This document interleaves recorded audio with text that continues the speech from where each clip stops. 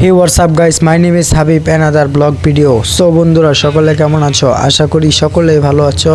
তো তোমাদের দোয়া ও ভালোবাসা আলহামদুলিল্লাহ আমিও ভালো আছি। সো বন্ধুরা, সকলে কেমন আছো অবশ্যই কমেন্ট করে জানিয়ে দিও। তো চলো আরেকটা দিন উত্তরা থেকে ঘুরে আসি। তো আজকে হচ্ছে উত্তরা পরের দিন। তো আমি আজকে উত্তরা আর কি ঘুরতেছিলাম। তো হঠাৎ করে আমার সামনে দেখি কদবেল। তো আমার খুব কদবেল খাইতে মন চাইছে। তো আমি এখন দেখি একটা কদবেল দিলাম।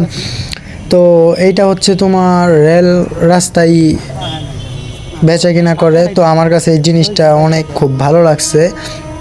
আর তোমরা এইসব দোকানে আসলে অনেক কিছু পাইবা, গ্যান্ডারি পাইবা, তারপরে আর অনেক আনারস মানে সব কিছু মাখায় মাখায় বিক্রি করে। আমার কাছে এইগুলো খুব ভালোই লাগছে। তো আমি কথা না বলে বন্ধুরা চলো, যেমন আমরা এখন হলো কদবেলটা নিব, তারপরে দেখো আমরা চলে যাব। তো আমি একটু সামনে যাইব। তো সামনে যাওয়ার পরে তোমাদের সাথে কথা হচ্ছে। আর কে কোন জায়গা থেকে আমার ব্লগটা দেখছো অবশ্যই কমেন্ট করে জানিয়ে দিও। তো চলো কথা না বাড়িয়ে যাওয়া যাক। লবণ একটু বেশি করে দিয়ে আর একটু ভাঙ্গেন মাথাটা।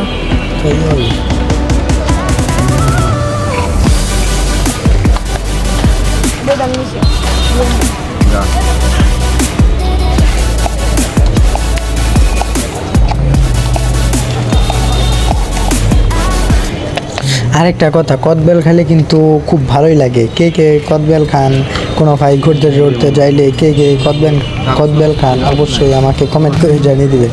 মানে আর কি বলবো, অনেক দিন পরে আবার উত্তরা ঘুরতে আসছিলাম, তো তাই হঠাৎ করে কদবেল দেখা। তো এই জন্য কী করব, তো বললাম থাক একটা কদবেল কিনা খাইতে খাইতে যাই।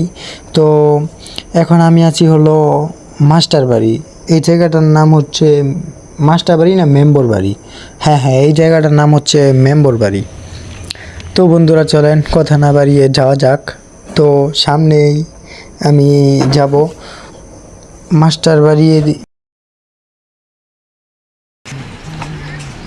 হ্যাঁ, এটা হচ্ছে মেম্বর বাড়ি এলাকার রাস্তাটা।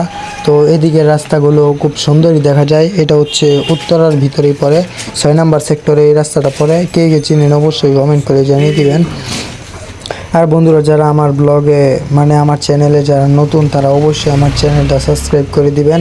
আর নেক্সটে কোন জায়গার ব্লগ চান আমাকে অবশ্যই কমেন্ট করে জানিয়ে দিবেন। তো আজকের ব্লগটা আপনাদের কাছে কেমন লাগছে অবশ্যই কমেন্ট করে জানিয়ে দিবেন। তো বন্ধুরা, দেখা হচ্ছে নেক্সট।